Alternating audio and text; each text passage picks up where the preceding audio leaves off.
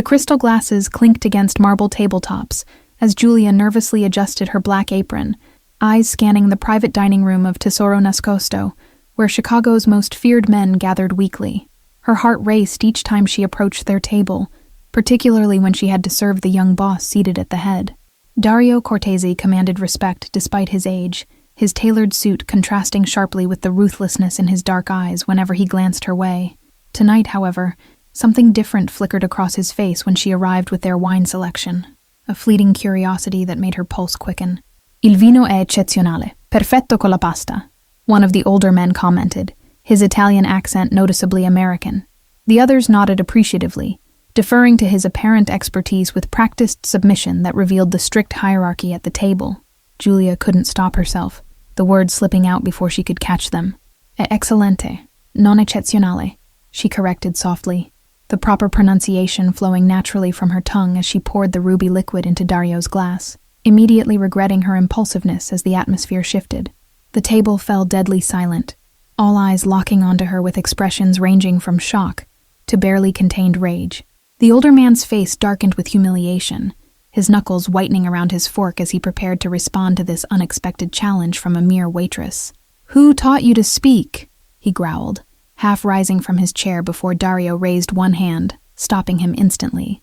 The younger man's expression remained unreadable as he studied Julia with newfound interest, as though seeing something valuable hidden in plain sight. Her hands trembled slightly as she finished serving, acutely aware of how catastrophically she had overstepped. Years of hiding her linguistic talents shattered in a moment of carelessness that might cost her everything, especially in a restaurant known for catering to powerful clients. Dario took a slow sip, eyes never leaving hers as the wine touched his lips. When he finally spoke, his voice was velvet and steel combined. "Your manager mentioned an American waitress. He failed to mention your other qualities that clearly deserve more attention." "My apologies, sir," Julia whispered, desperate to undo her mistake. "I meant no disrespect. I simply—" She stopped as Dario raised a single finger to silence her, the gesture more effective than any shout could ever be in commanding absolute obedience.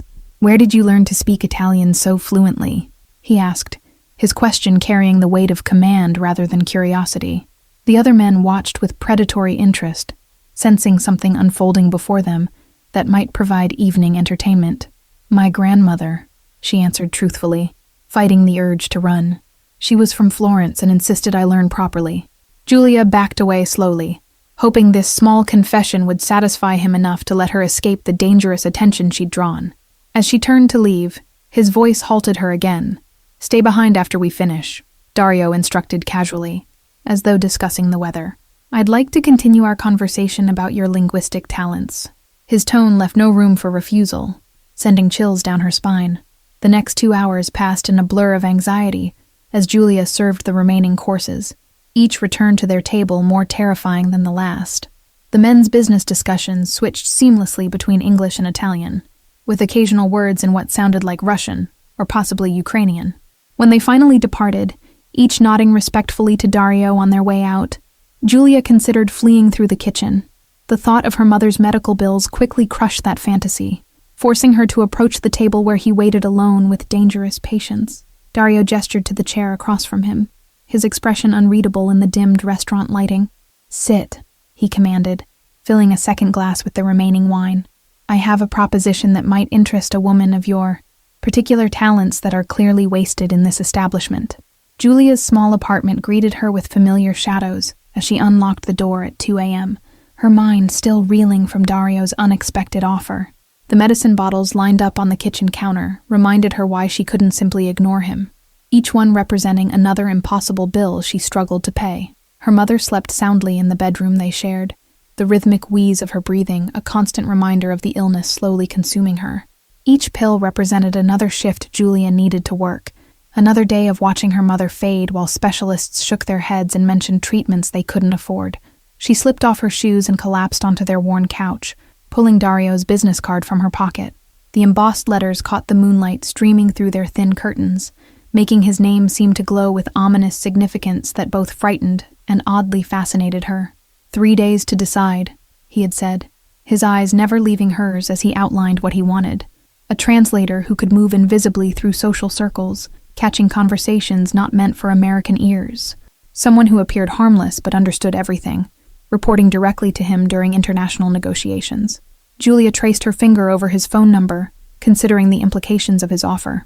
The salary he mentioned would cover her mother's treatment entirely, with enough left over to move them somewhere better than this crumbling building with its constant noise and unreliable heating that worsened her mother's condition. Her language skills had always been her secret weapon, a gift from the grandmother who raised her while her mother worked 3 jobs. Italian had been their private language, a way to preserve their heritage when everything else had been lost, alongside French and passable Spanish she'd mastered through university courses before dropping out. When morning came, Julia prepared her mother's breakfast with mechanical precision, hiding her exhaustion behind a practiced smile. "You look worried, sweetheart," her mother observed, reaching for her hand despite the effort it cost her. "Did something happen at work that's troubling you?" "Just tired," Julia lied, squeezing her mother's fingers gently. "The restaurant was busy last night, that's all." She couldn't bring herself to mention Dario, or how his dark eyes had followed her every movement after the others left, assessing her value like a rare acquisition. The hospital called midway through breakfast, the specialist's secretary politely reminding them about the outstanding balance. Julia assured the woman they would pay soon, the practiced lie bitter on her tongue as she watched her mother pretend not to hear the conversation about money. Her phone chimed with a text from an unknown number, just as she finished washing the dishes. "My driver will collect you at noon for lunch," it read. Not a request, but a command. "We have matters to discuss that shouldn't wait for your decision deadline." The sleek black car appeared precisely at noon, its tinted windows concealing whoever waited inside. Julia hesitated on the sidewalk, knowing that entering meant crossing a boundary she could never uncross, yet seeing no alternative that wouldn't end with her mother suffering. The driver opened the door to reveal Dario sitting alone in the back seat, his casual elegance somehow more intimidating than the formal attire from the previous night. "I hoped you'd come," he said simply, gesturing to the empty seat beside him. "We have much to discuss about your future." The restaurant he took her to bore no resemblance to her workplace, with private dining rooms and staff who never made eye contact. Julia fidgeted with her simple dress, acutely aware of how out of place she appeared in this world of casual luxury and whispered conversations. "Your circumstances," Dario began after ordering for them both without consultation, "are not unknown to me. Your mother's condition requires specialized treatment. Treatments your current employment cannot possibly cover, regardless of how many double shifts you work. I'm not asking you to become involved in anything illegal," Dario clarified, his fingers drumming rhythmically against the pristine tablecloth. "Your role would be strictly legitimate, accompanying me to business meetings, social gatherings, listening carefully to what others say when they believe no Americans understand their language." Julia's heart hammered against her ribs as she processed his words. "You want me to spy for you," she stated flatly, keeping her voice low despite the privacy of their alcove. "To pretend I don't understand while people reveal things they wouldn't say if they knew I comprehended every word." Dario's smile didn't reach his eyes as he leaned forward. "Not spy. That suggests something underhanded.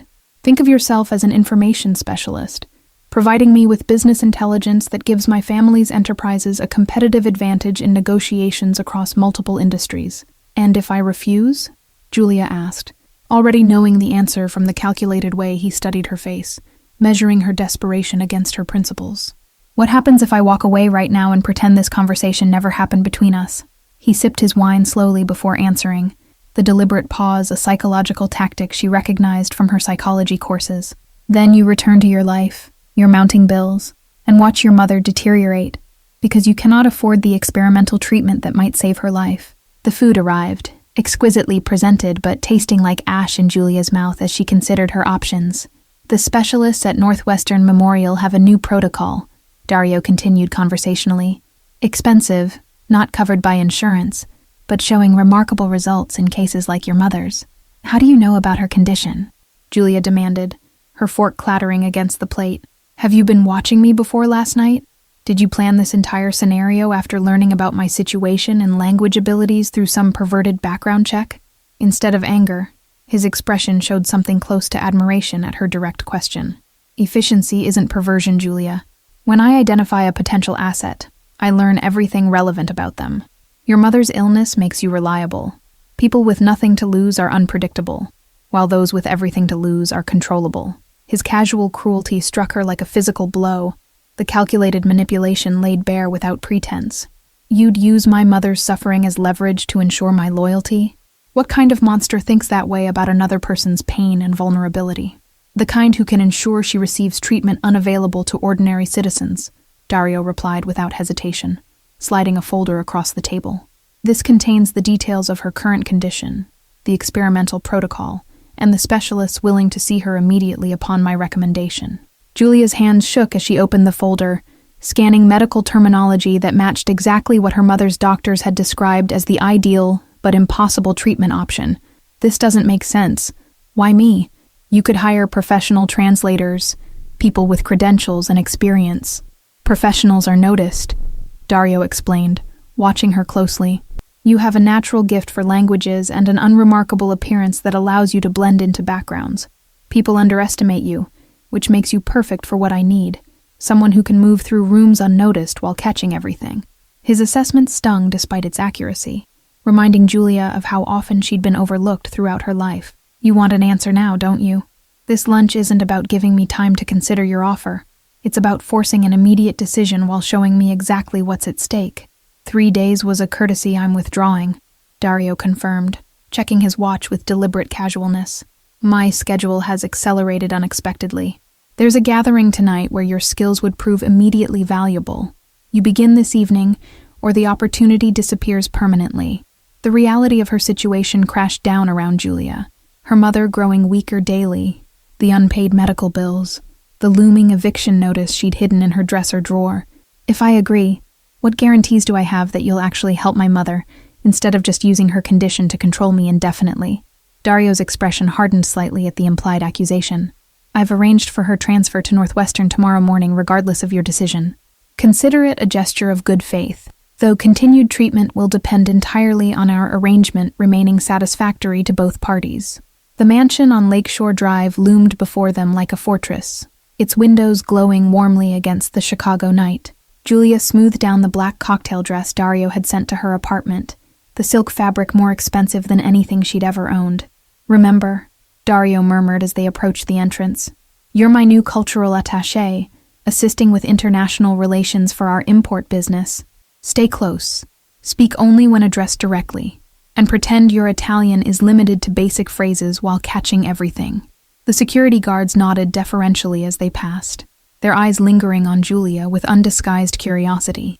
The weight of their stares made her spine stiffen, acutely aware that in this world, newcomers were potential threats until proven otherwise. Inside, the opulence took her breath away, crystal chandeliers, priceless artwork, and Chicago's elite mingling over champagne that probably cost more than her monthly rent. Julia forced herself to breathe normally, channeling her grandmother's lessons about appearing confident in any situation. Dario, finally, a silver-haired man approached, embracing him warmly before turning appraising eyes toward Julia. And who is this lovely addition to your normally dour entourage? You've been keeping secrets from your old friends, it seems. Paolo Mancini, meet Julia Reeves. Dario introduced smoothly, his hand settling possessively at the small of her back. She's helping streamline our international communications, a recent but valuable addition to our organization. Paolo switched to rapid Italian, clearly assuming she wouldn't understand his suggestive comments about Dario's true interests in her qualifications. Julia maintained a pleasant, slightly confused smile while absorbing every word, noting the way Dario's jaw tightened almost imperceptibly. She's quite beautiful for an American, Paolo continued in Italian, circling Julia like a predator, though perhaps too innocent-looking for your usual tastes. Does she know what kind of man she's working for now, I wonder? Dario responded with a laugh that didn't reach his eyes, steering Julia away with practiced ease. Ignore him, he whispered in English. Paolo enjoys making newcomers uncomfortable. It's a test of sorts to gauge your reactions under pressure. Throughout the evening, Julia was introduced to countless associates, each assessing her through calculating gazes. She caught fragments of conversations in Italian, Russian, and French, snippets about shipment dates, customs officials, and territorial disputes happening across the city. The Albanians are getting bolder, one man commented in Italian while passing Julia, not bothering to lower his voice. 3 of our delivery drivers intercepted last week, and that new detective asking too many questions about the waterfront property. Julia dutifully reported each conversation to Dario during their brief moments alone, watching his expression darken with certain details she relayed. You're more valuable than I anticipated, he admitted, after hearing about the Albanian situation. Now stay by the bar and listen to the man in the blue tie. The evening stretched into midnight, Julia's feet aching in the unfamiliar heels as she maintained her charade of ignorance. She was mentally cataloging every name, connection, and business interest mentioned when she noticed a woman watching her with unusual intensity from across the room. The stranger approached with deliberate grace, her accent pure Milanese as she introduced herself in English. I'm Helena Vieri, she said, studying Julia's face carefully. You've caused quite a stir tonight. Dario rarely brings new people into these gatherings, especially women who aren't family. I'm just helping with some translation work, Julia replied cautiously, sensing a test beneath the seemingly casual conversation. My Italian isn't very professional, but I'm learning quickly to assist with basic communications. 3 weeks into her new role, Julia found herself in Dario's downtown office, surrounded by floor-to-ceiling windows overlooking the city she'd lived in, but never seen from such heights. Her mother's treatment was progressing well, her color improving daily under the care of specialists who never mentioned payment.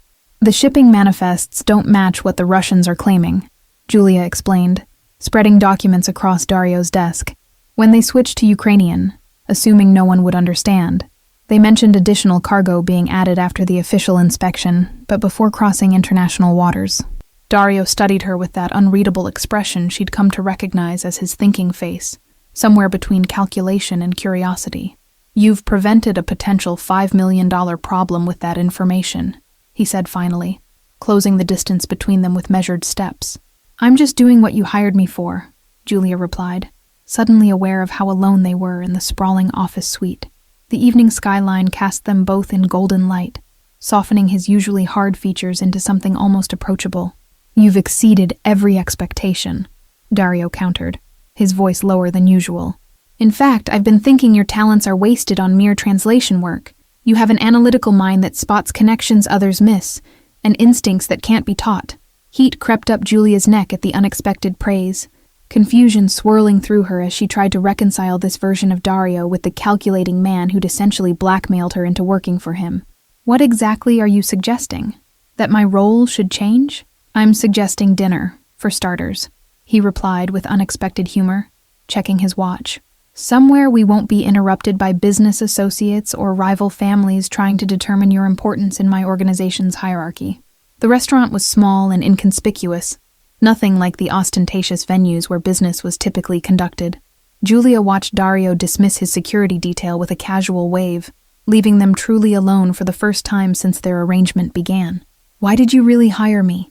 She asked directly once they were seated, the question that had burned in her mind for weeks. There must be dozens of bilingual people you could have chosen who already had connections to your world.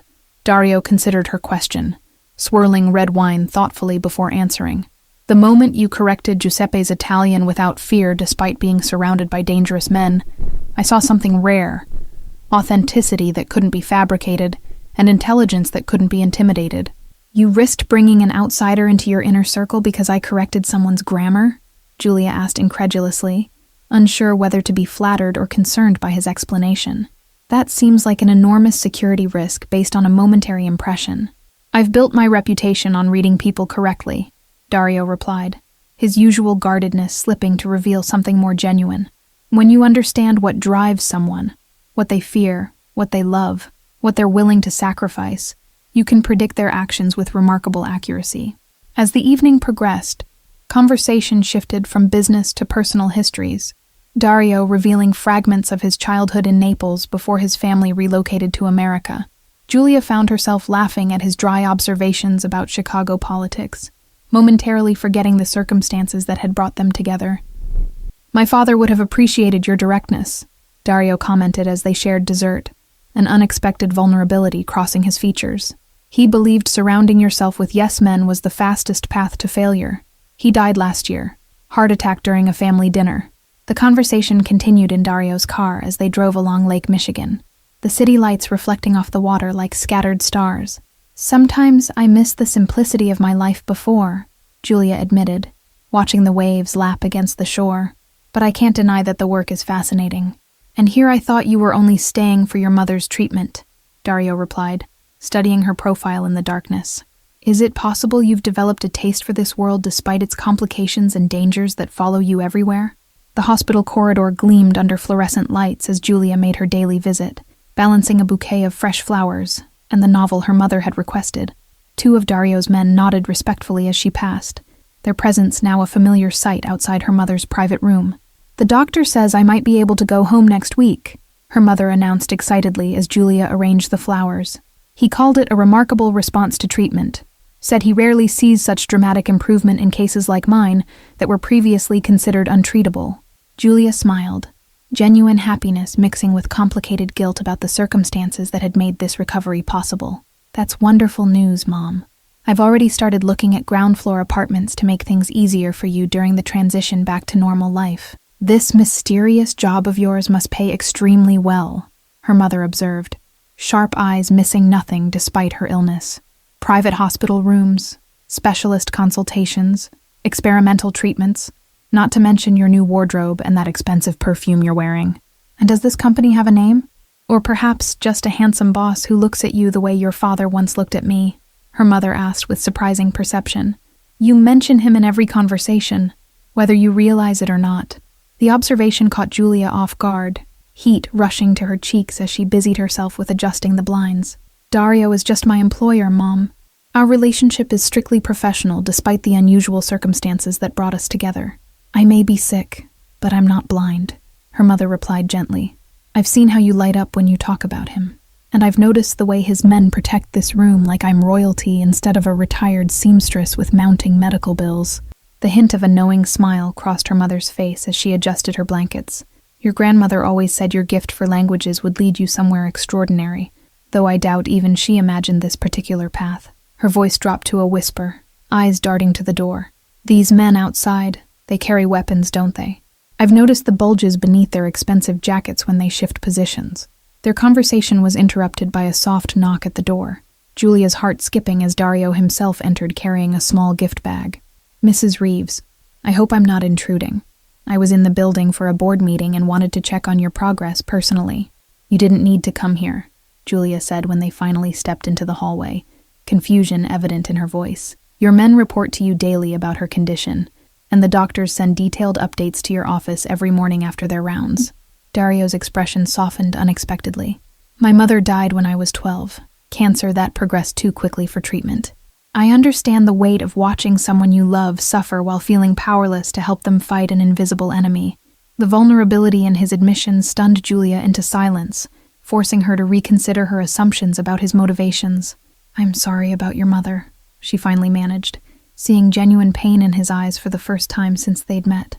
"The experimental treatment your mother is receiving was originally developed for mine," Dario continued quietly, looking through the window at Mrs. Reeves reading her novel. "It came too late for her, but seeing it help others brings a certain closure to that chapter." The soft glow of computer monitors illuminated Julia's face as she worked late in Dario's downtown office, translating documents for an upcoming meeting with Slovenian investors. 3 months into her role, she now had her own workspace adjacent to his, complete with security clearance and a small staff reporting to her. A notification from the building's security system caught her attention. Helena Vieri had entered the lobby and was requesting access to the executive floor. Julia frowned, recalling that Helena had mentioned traveling to Miami for the week during their last conversation at a charity gala. "Let her up," Julia instructed security after a moment's hesitation, curiosity overriding caution. Helena had become something of a mentor during her transition into Dario's world, offering guidance on navigating the complex social hierarchies and unspoken rules of their circle. When the elevator doors opened, Helena appeared disheveled, her normally impeccable appearance marred by wind-blown hair and smudged makeup. "Thank God you're here," she gasped, clutching Julia's arm with trembling fingers. "I need to see Dario immediately. There's been a breach. He's across town at the warehouse inspection," Julia replied, concern mounting at Helena's unusual state. "What's happened? Should I call him back here? Or arrange for you to be taken to him directly with a security escort?" Instead of answering, Helena pushed past her toward Dario's office, heading straight for his computer with purposeful strides. "The information can't wait. I need to access his secure server now before they realize I've discovered their plan to undermine the entire East Side operation." Something in Helena's urgency felt performative, triggering warning bells in Julia's mind as she watched the woman attempt to bypass Dario's security protocols. "Stop," Julia commanded firmly, moving to block her access. "Whatever information you have can be relayed by phone or delivered in person." Helena's expression transformed instantly from desperate to calculating, her previous panic vanishing like a mask being removed. "You're more perceptive than I anticipated," she remarked coldly, reaching into her purse with deliberate slowness. "Most people would have been eager to help in a crisis. Most people haven't spent months learning to read micro-expressions during high-stakes negotiations," Julia countered, subtly pressing the silent alarm button beneath her desk. "Who sent you, Helena? Which family are you actually working for while pretending loyalty to Dario?" Helena's perfectly manicured fingers stilled over the keyboard, her calculating gaze shifting between the computer and Julia's unwavering stance. "You're not just a translator anymore, are you?" she observed with clinical detachment, abandoning her desperate act entirely. "He's grooming you for something bigger? The council meetings, the private strategy sessions, the personal security detail. He's never given anyone access so quickly." The elevator chimed again before Helena could answer, Dario himself stepping into the office with 2 security guards flanking him closely. His expression remained impassive as he surveyed the scene, but Julia recognized the dangerous calm that preceded his most calculated decisions. "Julia called in a security concern," he stated rather than asked, his eyes never leaving Helena's face. Apparently her instincts were correct, as they so often are these days. "Care to explain why you're trying to access my private servers while claiming an emergency that doesn't exist?" Helena's composure cracked momentarily, her gaze darting between potential escape routes as she realized her position. "The Albanians made a better offer," she admitted finally, chin lifting in defiance. "Your father would have anticipated this move months ago. You've grown soft and trusting since taking control." "My father would have killed you where you stand," Dario replied conversationally, adjusting his cufflinks as though discussing dinner plans. "I, however, believe in extracting value from every situation. Even betrayal has its uses when handled properly by those who understand patience." "How did you know to come back?" Julia asked once they were alone, still processing how narrowly they'd avoided a potentially catastrophic security breach. "I only triggered the silent alarm minutes ago. Not enough time for you to return from the warehouse district." The implication hung between them, unspoken but clear. She had passed a test she hadn't known she was taking. "I wouldn't betray you," Julia stated simply, surprising herself with the fierce certainty behind her words. "Not after everything you've done for my mother. For me." The warehouse by the lakefront stood silhouetted against the pre-dawn sky, waves crashing rhythmically against the shore as Julia followed Dario through the maze of shipping containers. 2 weeks after Helena's betrayal, tensions with the Albanian syndicate had escalated dramatically, culminating in this unusual early morning meeting. "They specifically requested your presence," Dario explained, his breath forming clouds in the cold air.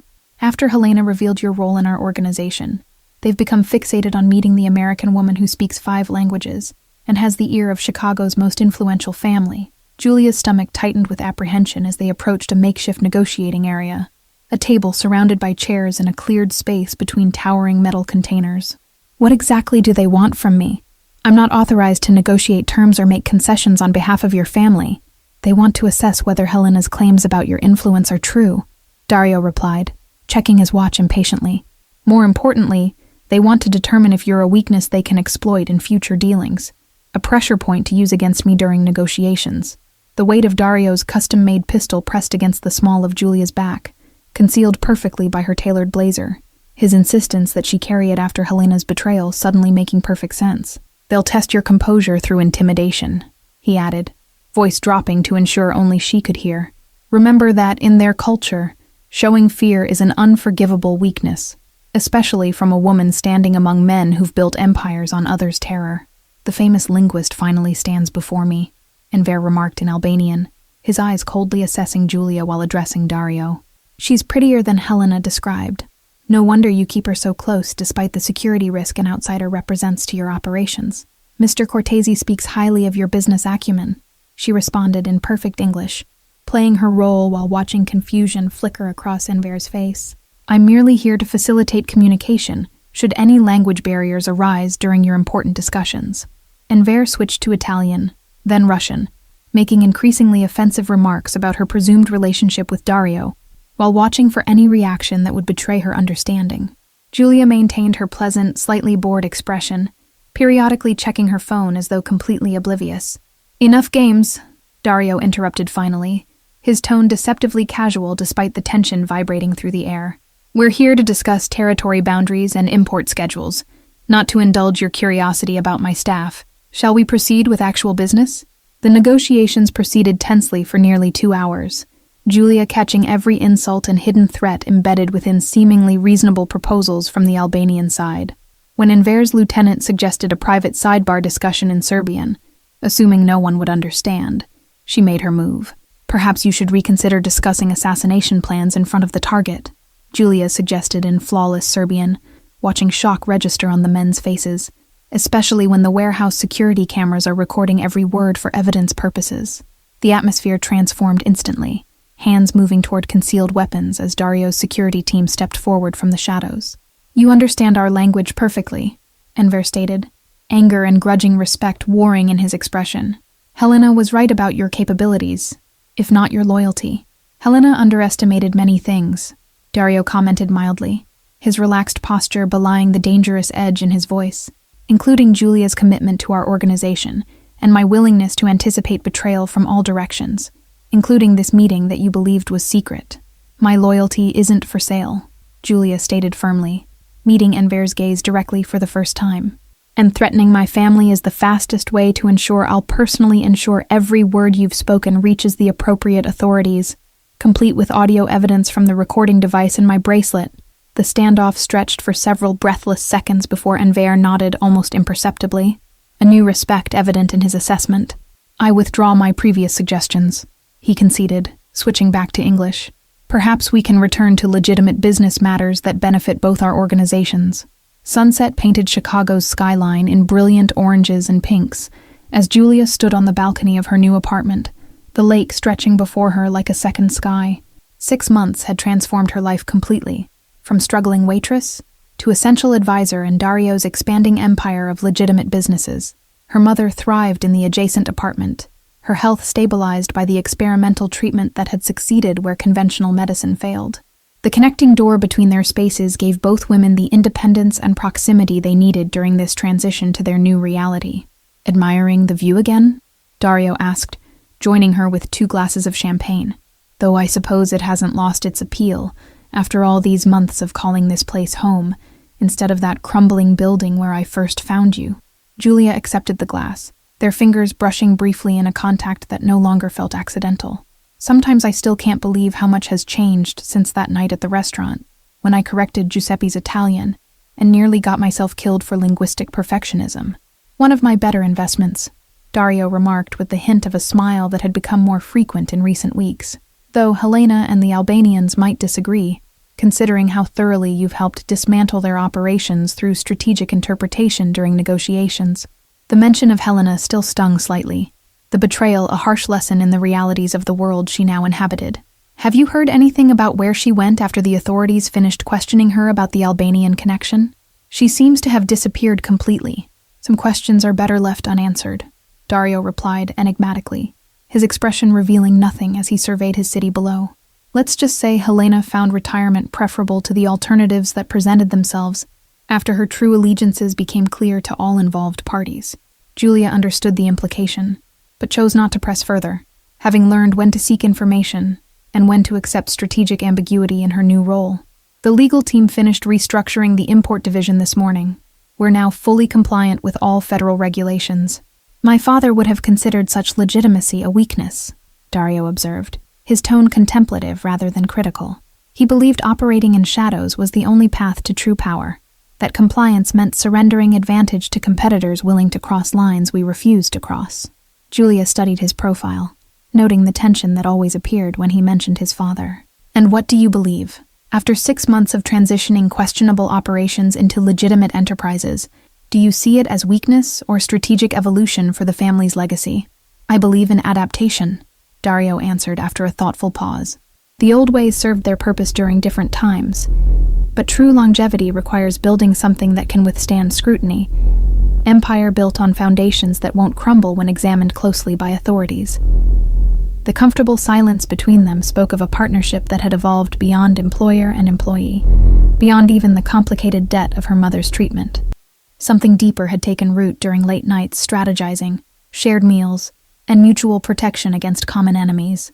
The Milano investors arrive tomorrow, Julia reminded him, watching the last rays of sunlight disappear behind the skyline. They're expecting a full presentation on the restaurant chain expansion, including site locations and projected revenue models for the first 5 years. Dario turned to face her fully, his expression unusually serious even for him. Before they arrive, there's something we need to discuss. A change in your position within the organization that better reflects your contributions and the trust you've earned through repeated loyalty.